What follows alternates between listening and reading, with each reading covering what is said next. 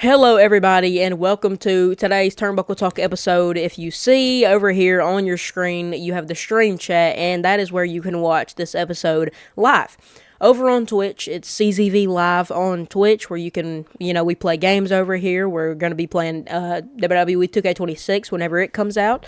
We're going to be doing a whole bunch of other things, and anytime any show happens, we always review it over here on Twitch. So come over to the Twitch, you can watch it live, and even if you miss it live, you can still watch it over here on YouTube, or you can go watch the VOD back on Twitch. So endless opportunities over on Twitch and YouTube, so go support. But let's jump into Monday Night Raw. We had a very interesting Monday Night Raw. We obviously had a Braun Breaker injury, which obviously didn't happen on Monday Night Raw, but there are many storylines that are now being shifted due to injuries. So we're gonna see what we can do there. We're gonna see what the next storyline is. I think I've figured out who the Masked Man is. People's been knowing for at least like a week now, ever since Friday Night SmackDown, but I'm just now catching the hint, and now I've put two puzzle pieces together, and I think I've definitely figured it out. I hate that WWE's came to this point where you just know everything now, but it is what it is. We're going to jump into everything, what happened in Monday Night Raw, our thoughts, so let's jump right into it. We opened up the show with Michael Cole saying that Braun Breaker was hurt with his hernia, obviously having surgery after training. Which later in the show, Paul Heyman would say that the reason he got injured was because he was training until 5 a.m. because Adam Pearce made him so mad. Now, do we like that storyline? Do we like the runaway with that storyline? I don't know. I don't think that's the bestest of decisions. And by the way, if y'all do get in the Twitch chat while we're doing these, you can ask questions in the Twitch chat. I'll respond to all of them, and we just talk about Monday Night Raw. Now, obviously, there's going to be not a lot of people in here than normal, just because it is a school day. People are obviously at school. Some people have work. So there's just so many other things that people would rather be doing besides watching a Twitch stream. But that's why we put it on YouTube as well. So you can watch it on YouTube and Twitch if you want to. But Braun Breaker's injured with a hernia. He had surgery. So he's going to be out for a good while. Paul Heyman said that this is an injury that has took out many legends. So apparently it's a career-ending injury. I did not know that personally. I did not know that this was a severe injury, but looks like it. So that's not good, especially with Braun Breaker. I thought, honestly, that he was going to win the World Heavyweight Championship earlier last year or later last year, whenever he had that match with CM Punk. But I guess not. I guess they're wanting to wait with Braun Breaker. That's kind of weird in my opinion. I think that we shouldn't wait because something like this could happen out of the blue and he could get injured. And, he's just super lucky it wasn't a career-ending injury. Now, could it have been a career-ending injury? I don't know. Obviously, he's not done. He's not done with his career. This is not what I'm saying. But I found it very interesting. Very cool. But we started out Monday Night Raw, and we started it off with Becky Lynch. Becky Lynch would say that AJ Lee is ruining her life whenever AJ would come out, and we would get announced that it's going to be AJ Lee versus Becky Lynch at the Elimination Chamber. And AJ Lee said that she's either going to go back to Chicago or she's going to have a match with Becky Lynch for the Intercontinental Championship.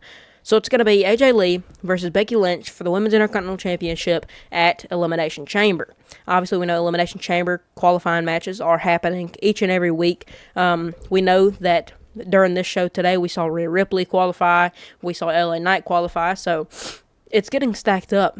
We know that on SmackDown, we saw Randy Orton and Tiffany Stratton qualify. So now we have LA Knight and Randy Orton in the men's so far, and we have Rhea and Tiffany. And I'm not going to lie. I think that the women's one is going to be super stacked. Just based off what we're seeing right now, the women's Elimination Chamber is looking so much better than the men's. And I think just the simple reason, I think we just needed somebody fun. And I think that we should have added, or WWE should have added Javon Evans into the Elimination Chamber. Now, obviously, Cody Rhodes has a qualifying match on SmackDown next week. So that's going to be fun to see. But will Cody Rhodes bring the momentum and the hype that we're wanting? Now, obviously, people are still going to watch Elimination Chamber. I think that it's not a shocker that people are going to be all over Elimination Chamber. I'm super excited for it, but I think that what would make it just even more exciting, match-wise, and how good the match is to add somebody like a Rey Fenix, Javon Evans, Penta, and I really hate that Penta's getting thrown under the bus. Now, obviously, we will get to it whenever we talk about the main event, but yeah, it's going to be AJ Lee, Becky Lynch at the Elimination Chamber. Where do we think this is going to go? Does AJ finally win? We know AJ has gotten the upper hand on Becky Lynch every single time they've faced. CM Punk and AJ Lee beat Seth Rollins and Becky Lynch at WrestlePalooza. and that obviously ended in Seth not pinning Punk, but AJ pinning Becky, or hitting her with the submission. So, where do we see? What do we see? Do we see Becky Lee finally get her get back, or do we see AJ win the Intercontinental Championship? Now, I feel like this is a 50-50 match. Now, obviously, I do think that Becky Lynch will win, but the only reason I think it's 50-50 is because how much the Women's Intercontinental Championship is just getting tossed around in the division right now. I think that it shouldn't be getting tossed around this much, but the fact that it is makes me think that AJ Lee actually has a solid chance. So we're going to see how far it takes us, but I think that, there's a solid chance for AJ Lee to end up winning that Women's Intercontinental Championship, and for some reason that's like an actual opportunity. That's weird to say, for sure, but it's going to be fun. I'm excited. We would see the Usos take on Otis and Akira Tozawa for the Tag Team Championships, and I thought the match was, definitely wasn't the best match of the night. I think that it was interesting, it was fun, but I think that obviously, we need to check on Jimmy Uso immediately. Jimmy Uso, I don't know, it hasn't really been said about what happened there. Obviously, it is the next morning. I like to sit on what I think about, so we're going to start doing them the next day, just so I can think about what really happened. But it looked like Jimmy Uso had like a little chip out of his tooth, or his tooth was messed up after the match during their little promo segment. So I wonder what happened there. I wonder, what was the issue. Now, I don't think the match was like very, very good or anything. I didn't expect it to. But one thing that I did expect after the Usos retained was I think that we need to turn Akira Tozawa and Otis heel. Now, that would like pretty much be impossible, but I think we need to turn the whole entire Alpha Academy heel. I think Maxine Dupree's at the point where she pretty much just needs to go heel, and if she doesn't, then she's going to go right back into falling back into the division, and it's just going to get worse and worse. So I think WWE needs to pull the trigger on making not only Maxine Dupree heel, but as well as Otis and Tozawa, because I honestly think that WWE, they could pull the trigger on Otis and Tozawa. Obviously, if the in-ring skills gets better and stuff like that, I think that they could have a solid shot at potentially winning the Tag Team Championships later this year maybe, or next year. But I mean, I just hate to see them on TV each and every week and them not get the love they're wanting, I think I really see something in Tozawa and Otis. I'm not saying that they're gonna go out and get like a Penta and Rey Fenix going on. They're not good in the ring, like we're all wanting them to be. But at the same time, it's like, man, I think they have so much potential that WWE's just not showcasing. So I think that we need to turn Otis and Tozawa heel, have that, just spurt right back up, and then maybe even win the Tag Team Championships. I think that's what we need to do personally, but that's just me. I think that is, it's going to be cool. WWE would say during the show, directly after the Usos match, that Roman Reigns versus CM Punk will be one of the greatest WrestleMania main events in history. So, what does that mean? That's what they're advertising Roman versus Punk to be. So, what is so special about WrestleMania 42, Roman versus Punk, in the main event of Night 2? What is so special about that match that is like, it's going to be one of the greatest WrestleMania main events of all time? Could it be Roman winning the championship? 100% could be. I think that Roman winning the championship is like super, like it's there. It can 100% happen. But at the same time, you got CM Punk, and I don't know if Punk can lose that championship. I just don't know. He worked so hard. He got injured at the 2024 Royal Rumble. He worked his way back up to beat Drew McIntyre, get done with that rivalry, then come right back up and just win the World Heavyweight Championship. So the work that Punk put in to not only defend against AJ Styles, Finn Balor, Braun Breaker, he's defended against a lot of people that are high-caliber superstars. So do we take that all away at WrestleMania just to have Roman Reigns, which, y'all know I'm a huge Roman Reigns fan, but I'm going to say it. Are we going to have a full-time CM Punk lose to a part-time Roman Reigns? Do we have that? Now, obviously, looking at Roman Reigns' schedule, which was recently released, we know that he's going to be completely full-time, and that is super cool. I love that. He's going to be there each and every week except 1 week, I believe in March. So, man, or throughout March to April, I believe. Or, yeah, around there. So starting in March, bro, he's going to be there every single week and only missing 1 week until WrestleMania. So, fellas, I think the reason why they're saying it's going to be legendary is just because of the build-up, how legendary the build-up's going to be. I think the build-up's going to be incredible. Honestly, I'm going to say it. A lot of people didn't agree with me the first time I said it, but I think it's going to be one. I thought that the promo on Monday Night Raw last week was one of the greatest promos I've ever seen. And that's just, like, I think this was one of the craziest promos I've seen just because you knew everything they were talking about. Like, they didn't say nothing you had to, really, really think about.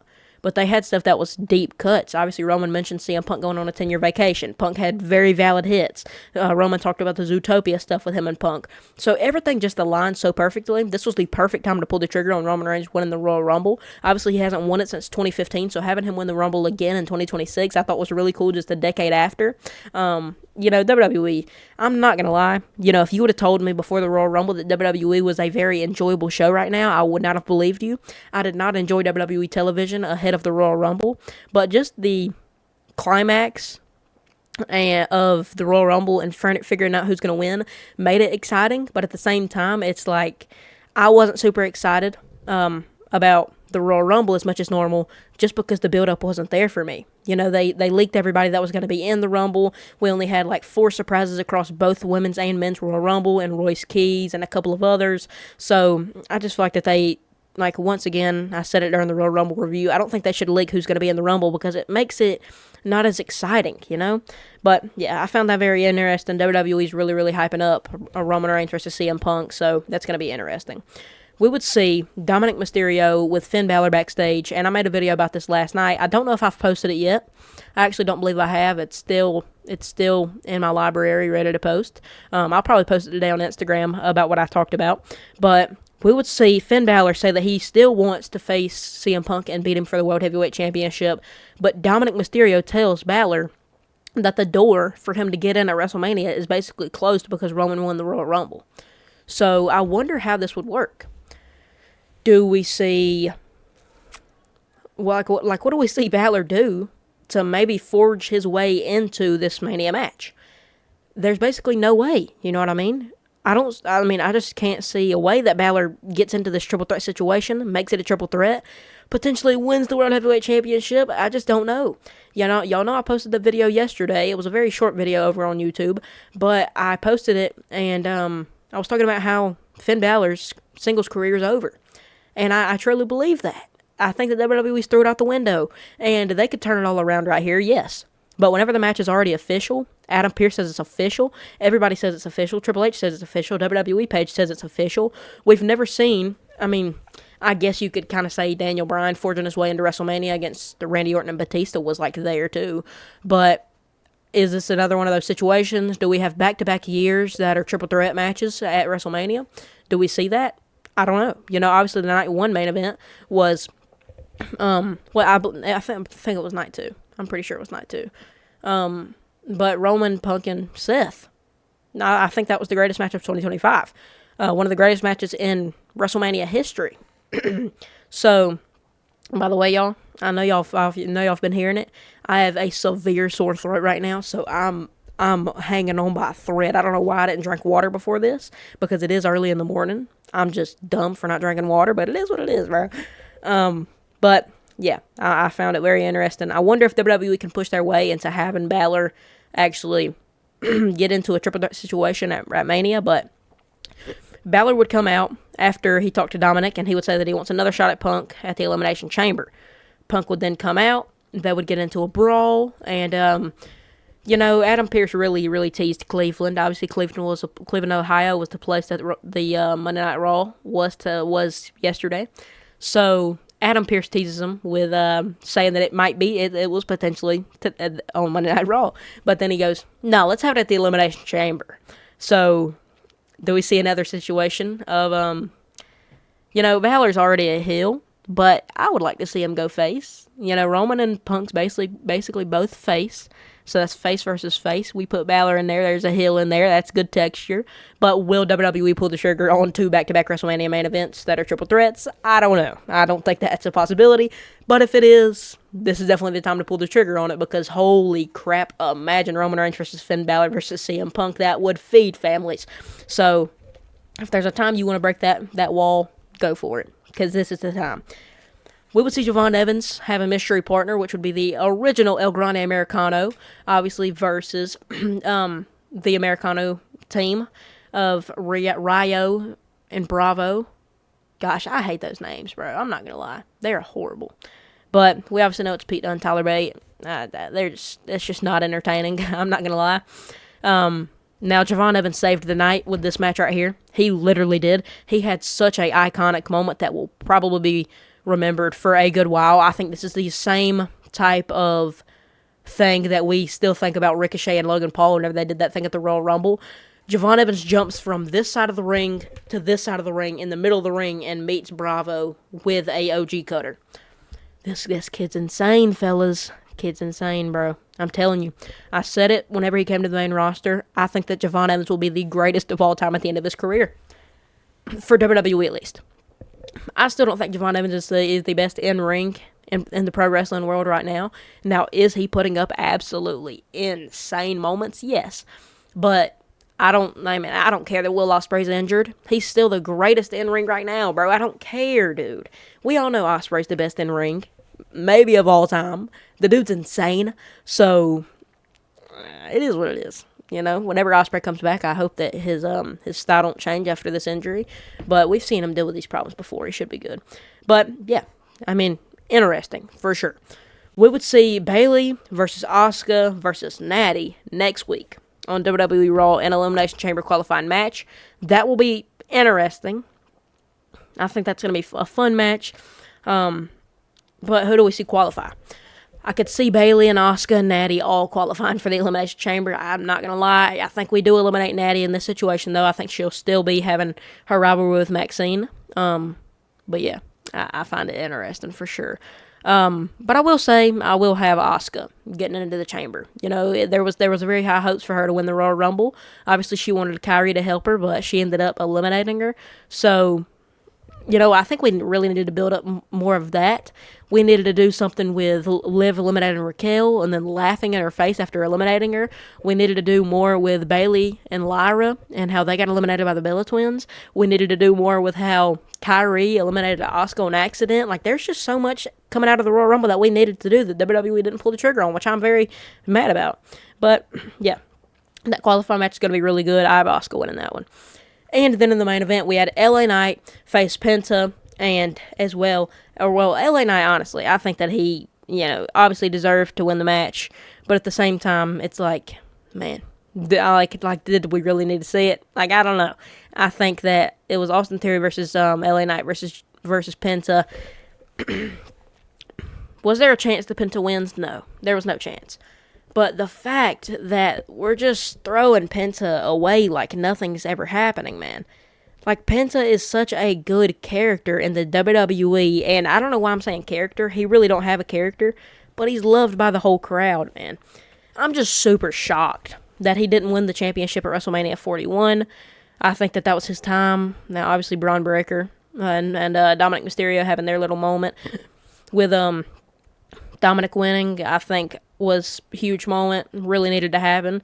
But when are we going to pull the trigger on Penta, man? When are we going to pull the trigger on the Lucha Bros? WWE teased us literally 3 months ago, and they've done nothing with it. But I think that was obviously with Penta getting injured and Rey Fenix. So Rey Mysterio had to fill that spot. But, man, bro, I'm just super mad, you know? Penta's, and by the way, I want to mention the fit last night that Penta had on. Guys, this guy's putting on some of the best attires in the game, bro. That was a crazy looking attire, and I know he's wore that same looking mask in AEW before.